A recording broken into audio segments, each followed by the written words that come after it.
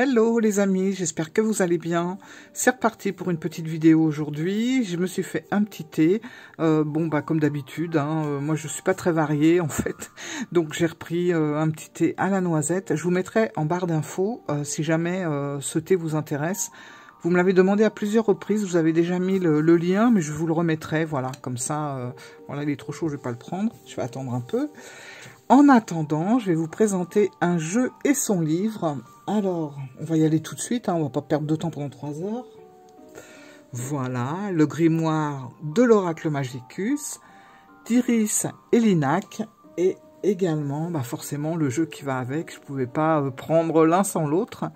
Donc, je suis super contente. Je vais vous présenter j'en perds mes mots. Voilà, allez, on y va.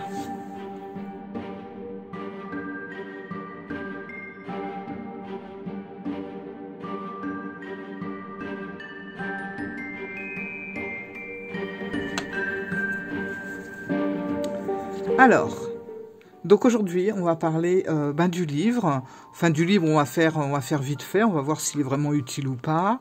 Et puis, on va parler surtout du jeu, qui est vraiment une sacrée découverte pour moi, parce qu'il m'a vraiment, comment dire, je sais pas. Il y a quelque chose qui est passé entre lui et moi. Il y a eu un truc, voilà. Bon, alors, je vais commencer par le jeu. Alors déjà, voilà, avec les petits pompons, j'adore, en plus c'est noir, voilà, trop mignon, on est tout de suite dans l'ambiance, avec le logo et les initiales d'Iris, donc c'est magnifique.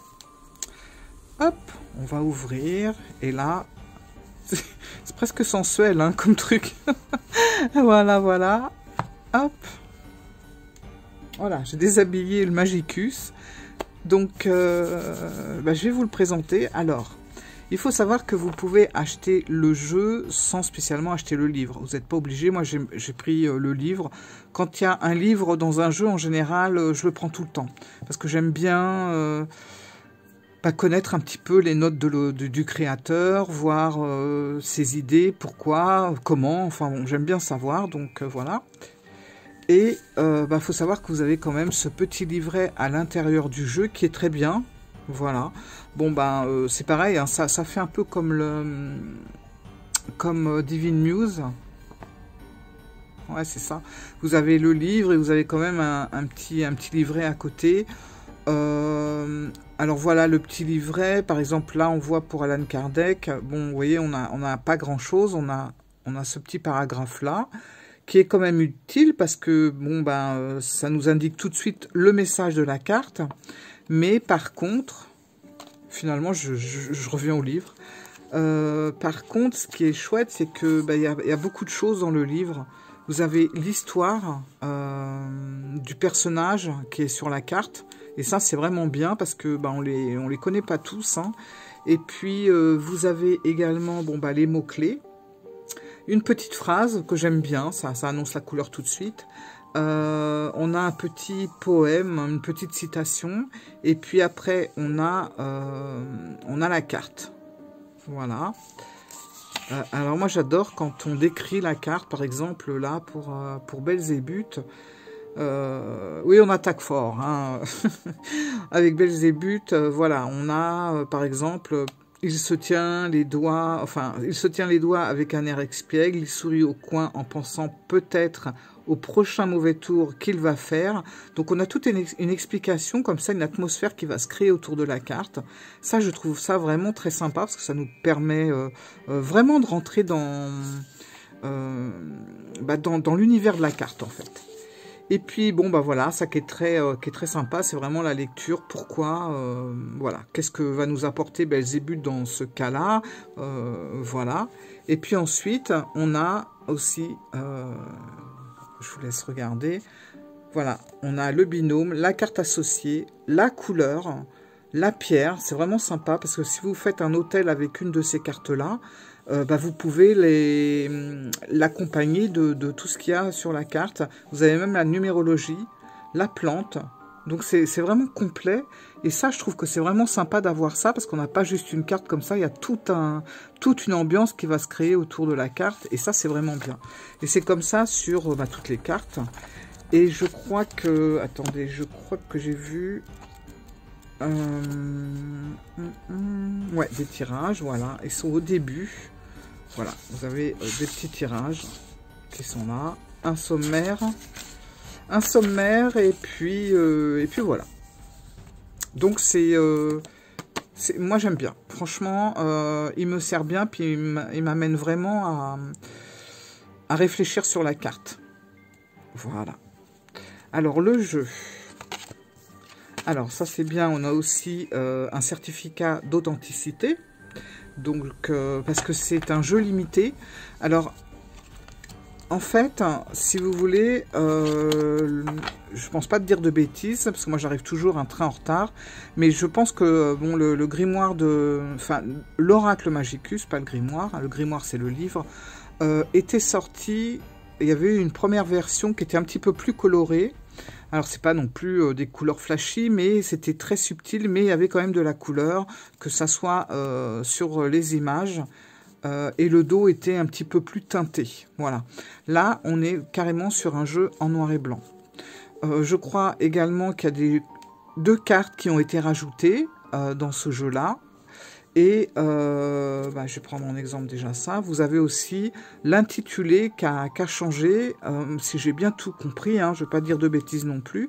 Mais dans les intitulés de la première édition, je suis contente d'avoir la deuxième parce que ça me plaisait moins en fait. On avait un encadré qui était plus grand, je crois. Enfin, il n'était pas coupé comme ça.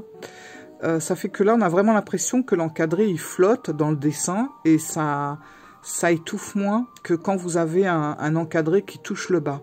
Enfin, moi, c'est mon impression. Là, on a l'impression que ça flotte, donc un petit côté un peu plus sympa. Et puis, sur la première édition, on avait la traduction des mots en anglais, je crois aussi. Parce que moi, j'ai pas eu la première édition, donc, mais je pense qu'il y avait aussi en anglais. Et là, elle nous a tout laissé en français. Et bon, ça laisse, au niveau visuel, c'est mieux. Enfin, c'est plus clair. Franchement, je suis pas du tout déçue d'avoir eu cette version-là. Donc cette version, elle est limitée. Voilà, donc elle est limitée à 100 exemplaires. Alors vraiment, c'est pas beaucoup. Moi, j'ai le 17e exemplaire. Je crois que c'est assez récent. Hein, il n'y a pas longtemps qu'il est là. Donc 100 exemplaires, c'est vraiment très peu. Donc je suis vraiment contente pour une fois d'être arrivée à temps. Parce que comme je vous dis, moi j'arrive toujours après la bataille. Donc je suis contente. Et puis j'ai fait les tranches. Voilà, j'ai fait les tranches un peu dans le même esprit que le dos, et puis le devant aussi, mais dans des couleurs gris un peu. Alors, j'ai pas voulu faire noir, parce que vu que les cartes, elles ne sont pas franchement noires, on est dans du blanc-noir un peu, donc du gris, soyons clairs. Et je me suis dit, si je fais les tranches en noir, je vais étouffer en fait le jeu, je trouve que ça va l'alourdir. Et là, du coup, en mettant du gris comme ça, un peu nuancé, ça donne un côté plus léger. Voilà. Je vous dis ça parce que ça peut aussi vous intéresser si vous avez envie de faire la tranche. À la base, la tranche est neutre et c'est très bien. Comme ça, on peut s'approprier notre jeu et faire nos tranches avec la couleur qui nous intéresse. Donc, c'est pas mal. Voilà. Allez, j'y vais maintenant. Alors, on va commencer avec les cartes. Donc vous allez voir, c'est très sympa parce qu'on a vraiment 3 mots-clés à chaque fois. On a le nom et on a... Alors c'est en chiffres romains, mais franchement c'est pas compliqué. Hein. Bon déjà c'est numéroté, c'est pas mal. Mais je trouve que c'est plus joli en fait d'avoir chiffres romains que si on avait le chiffre classique, quoi. Je trouve que ça donne un petit côté plus mystérieux au jeu. Excusez-moi, j'ai le hockey. Oh là là. Donc on va rentrer vraiment dans un univers très magicus. Voilà, donc on va découvrir un peu tous les personnages et vous allez voir, c'est assez sympa. Enfin, moi j'aime bien. On est vraiment dans quelque chose de très dans le mystère, voilà. Alors, c'est parti. Alors, on a Thoth. Alors, je vais peut-être pas vous lire les mots-clés à chaque fois, parce que, bon, quand même, voilà. Hein. Puis que ça vous laisse un petit peu de surprise. Alors, ce qui est bien dans les cartes, malgré que ce soit un jeu en noir et blanc, on a des petites touches de couleur qui va relever un petit peu l'image et puis qui va rajouter, vous voyez, par exemple, alors attendez, je suis à l'envers, oh là là, bon, hop, j'étais à l'envers, voilà. Par exemple, pour Nostradamus, on a justement cette étoile-là, bien colorée, et je trouve que ça, ben ça, comment dire, ça donne une force en plus dans la carte, voilà. Donc là, on a la princesse 10. Alors, vous avez vu, on a le brochet. Pourquoi je dis un brochet? Je sais pas, il y a une tête de brochet. J'y connais rien en poisson. Hein. Mais voilà. Et elle a cette couleur un petit peu vert. Je crois... Je ne veux pas dire de bêtises, mais je crois que ça fait partie d'une des cartes qui ont été rajoutées. Il y en a deux. Je vais mettre de côté. Dakini. Vous voyez, là, c'est le serpent, en fait, qui est coloré. Hildegarde. Hermès. Alors, il y a des noms, c'est pas toujours évident. Bon, bah, lui, vous l'avez reconnu, c'est notre fameux Aleister Crowley. Alors, vous avez plein de petites choses à découvrir hein, sur les cartes. Franchement... Freya.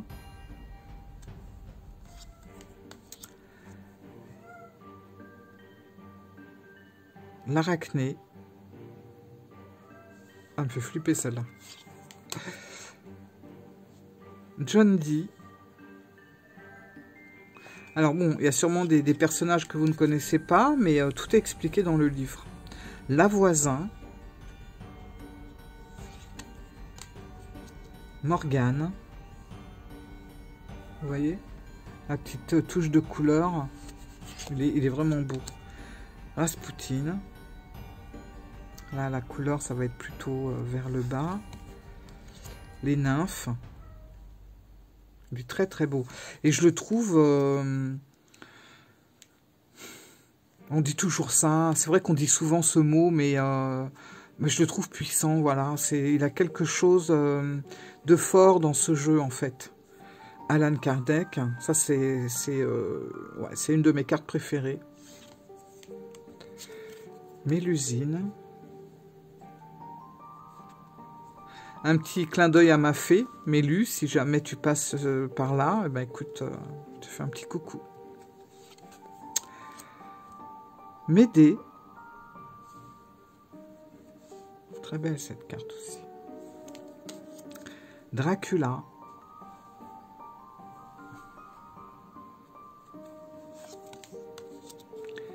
Elena Blavatsky. On découvre des personnages. Hein. Marie Laveau, bon, bah, elle est quand même pas mal connue, mais il y en a d'autres un peu moins, et on découvre, et c'est super intéressant. Atugan.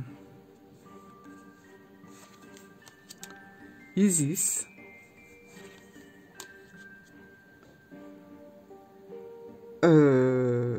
Alors là, attendez. Sam Sinscan, ça me dit quelque chose, ça doit être un... J'ai pas lu parce qu'il y a pas longtemps que j'ai le jeu. Je me demande si c'était pas un empereur mongol. Quelque chose comme ça, faut que je regarde. Je vais la mettre à part.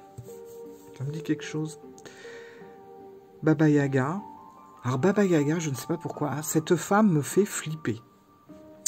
Pourtant, j'ai pas peur de grand chose au niveau de tout ce qui est au niveau spirit, choses comme ça. Voilà, j'arrive à assumer pas mal de choses. Mais alors Baba Yaga, je sais pas, c'est sa tête ou quoi, elle me fait flipper. Et puis j'ai lu tellement de choses sur elle qui n'étaient pas très cool. Et puis je pense qu'on a dû me raconter aussi des choses quand j'étais petite. Enfin bref, elle me fait peur cette femme. Belzébuth. Matt. Sorcière de Salem, ça a été la toute première carte que j'ai tirée quand j'ai eu le jeu. Quand on voit les mots-clés, ça m'a fait plaisir, puisque, bon, bah là, je vais vous le dire, c'est soutien, partenariat, alliance. Donc, j'ai su tout de suite que ça allait passer entre nous. Simon Lemas, alors, c'est possible que j'écorche certains noms, ne m'en veuillez pas. Voilà, ça, c'est une des cartes qui a été rajoutée aussi, je crois. C'est Gérald Gardner. Voilà. Donc, on a ces 2 cartes en plus par rapport à la première édition. Je pense que je ne me trompe pas, mais je peux me tromper. Voilà. N'importe quoi, ma phrase. Aïe, aïe, aïe.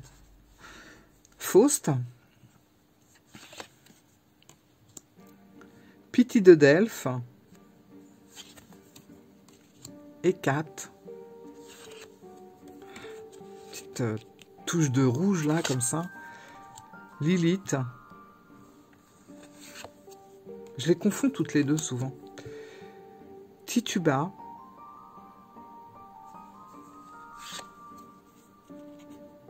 Méphisto. Méphistophélès. Méduse.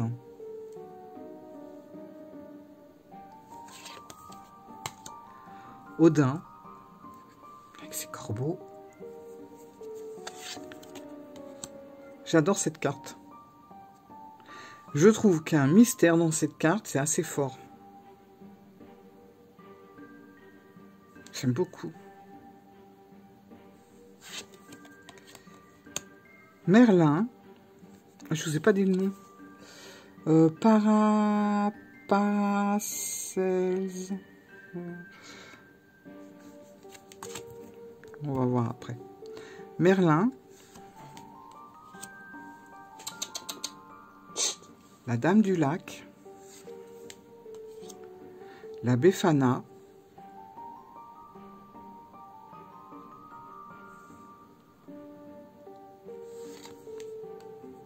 Satan.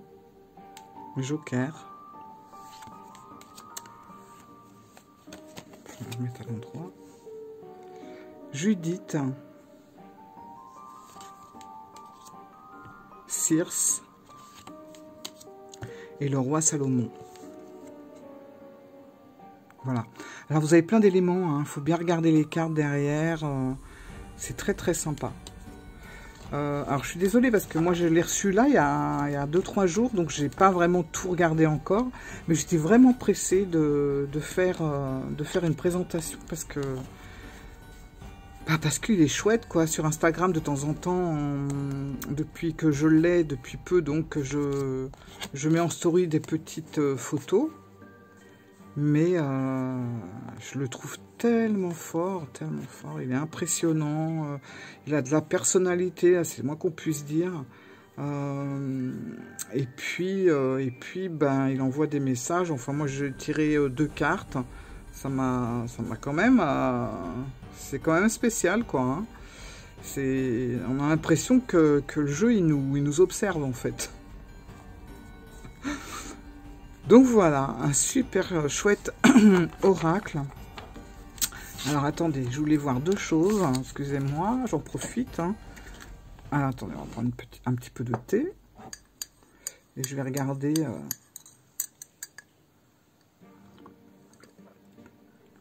J'arrive. Ah voilà, il est à très bonne température, ni trop chaud, ni trop froid. Alors là, on est 30, 34. 34, alors. Je vais regarder dans le livre quand même. 34, alors vous avez une table des matières. Hop. Voilà, donc il suffit de regarder la carte 34, elle est là. Paracelse, je pense que c'est comme ça. Chut. Et on est page 1, ok, bah c'est ça. Et c'est lui que je voulais voir. Et lui, on est 14. Chaîne 6 scan. Hé hey, Ness, viens là. Viens ici. Viens ici. Alors, j'ai dit 14. On va regarder parce que ça m'intrigue. Moi, je suis toujours très très curieuse avec mes cartes. J'aime bien décortiquer, j'aime bien savoir, j'aime bien... voilà. 14, page 67. Vous voyez, c'est très rapide. Hop, on y est. Voilà. On a une photo à chaque fois, pleine page. Alors, rêver... alors, c'était qui? Le guerrier et dirigeant mongol. Voilà, c'est ça. Genghis Khan. Mais où c'est que j'ai vu déjà? Lui, je l'ai vu. C'est marrant parce que en 2 jours, c'est un homme que je connais ni d'Ève ni d'Adam. Et en 2 jours, j'en entends parler. Attendez, justement. Et je vous assure, j'ai rien prémédité avant. Je vais vous montrer quelque chose. En ce moment, je suis en train de travailler cet oracle. Je vous l'ai présenté. Et ben voilà. Et ben c'est lui. C'est le même. C'est fou ça. Je le trouve dans tous les jeux en ce moment. Bon. Donc voilà. Alors pour en revenir à ce fabuleux oracle, on va se tirer une carte. Je suis ravie de l'avoir. En plus, la qualité des cartes, écoutez, elle est top. Hein. Franchement, c'est de la bonne qualité. J'adore beaucoup le dos.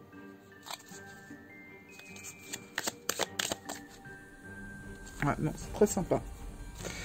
J'aime beaucoup. Allez, hop.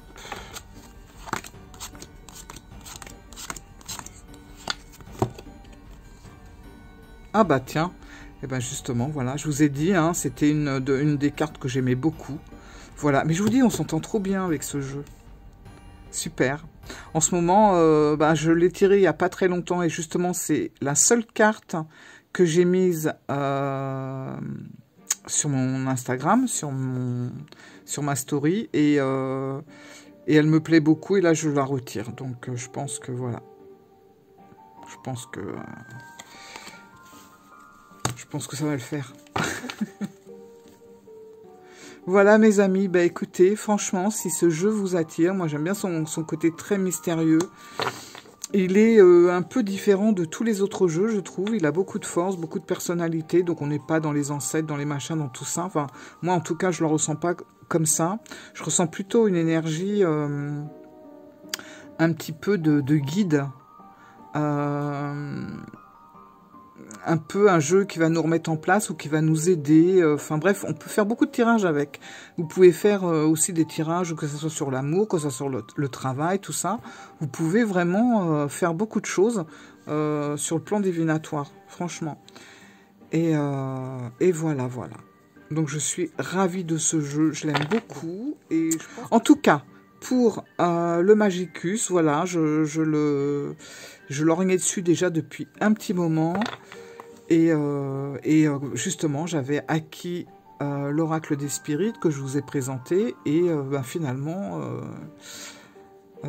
en regardant un petit peu plus ce que fait Iris, j'ai découvert ça et je me suis dit, là, il me le faut. Il n'y a pas à tortiller, il me le faut. Et je ne suis absolument pas déçue. Je suis ravie de ce jeu merveilleux. Voilà. Mes amis, je vous fais plein de gros bisous. Je vous dis à très bientôt pour d'autres aventures. Allez, ciao, bye!